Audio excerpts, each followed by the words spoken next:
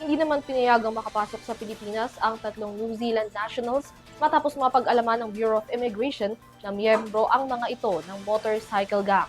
Bukod pa dyan, sangkot din ang tatlo sa iba't ibang criminal activities sa iba pang mga bansa.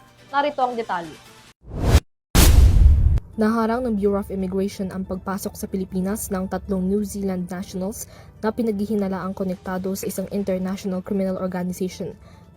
Batay sa report ng BI, dumating sa NAIA Terminal 3 gabi ng February 7 sina Alexander Michael Shimalkuchen at Stanley Savinata Sunguturanga, habang noong February 9 naman dumating si Ethan Shipper.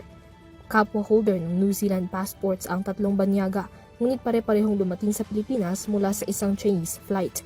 Ayon kay BI Interpol Chief Peter de Guzman, kinailangan ng verification para sa mga nasabing pasahero matapos rumihistro sa International Police System sa arrival area.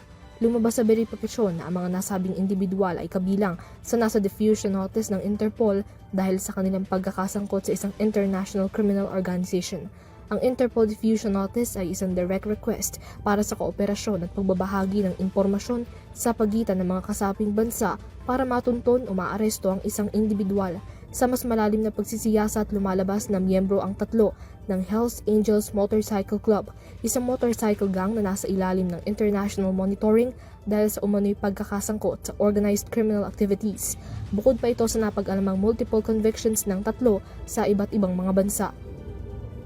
Alinsunod sa Philippine Immigration Act, maaaring harangin at pagbawalang makapasok sa Pilipinas ang mga foreign nationals na maaaring makaapekto sa seguridad ng bansa at ng publiko.